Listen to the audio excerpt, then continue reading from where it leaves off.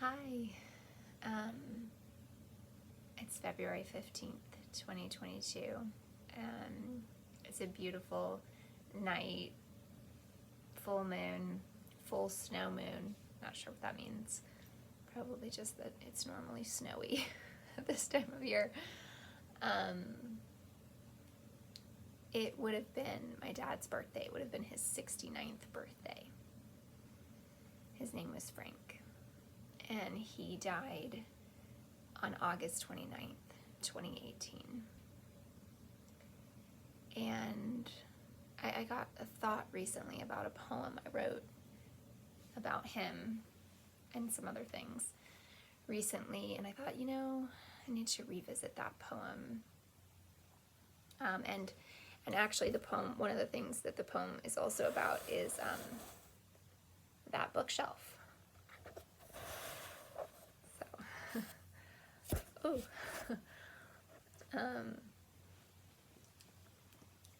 iPad almost fell over. Anyway, I've been really out of sorts lately, just like learning new stuff at work, and that I wanted to do something today to honor my dad. And it felt like going back to this poem would be a good thing to do.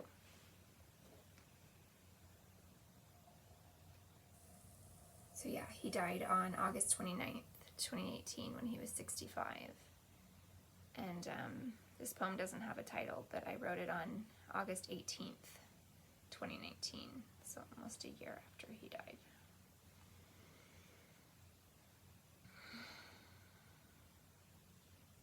I like old things just as much as I like people. Everything old, every person, full of stories, full of flaws, so beautiful. Where they've traveled, how they've been loved. This is what I see when I look. It stirs up an emotion inside of me I can't quite put into words. It's a stirring, some kind of stirring of life.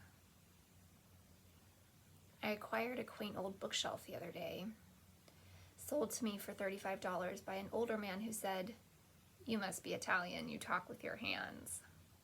As he rolled it to my car, I realized it was in worse shape than I initially thought. Yet it was still so special, with its little mercury-stained mirror at the top. Who made this? For whom? My dad made me a jewelry chest once, in the middle of a major bipolar manic episode. He'd been hallucinating. It was as far gone as he'd been. Wasn't long after their divorce. He was making Italian wedding soup constantly. It was actually delicious, though he rarely cooked during their marriage.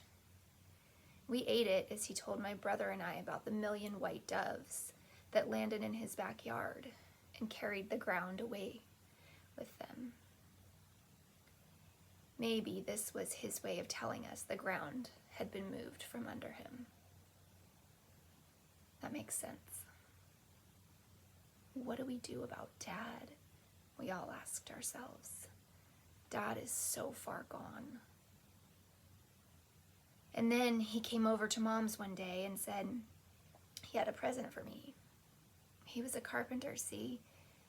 And he pulled out the most exquisite and well-detailed jewelry chest. Maple and walnut intertwined throughout with carved feet. Out of the madness, this piece of work came to me. That's when I knew. That was actually the moment I knew he actually loved me. After all this time of doubting, of being convinced he didn't love me. He loved alcohol and gambling and sleeping on the sofa. And me. actually loves me. Loved me. He's dead now. He had a story. So many stories. So many I'll never know. Maybe one day someone will love my jewelry chest long after I'm gone. At that point, it will be marred and scarred. But they'll look at it and they'll feel a stirring. A stirring they can't quite put into words. A stirring of life.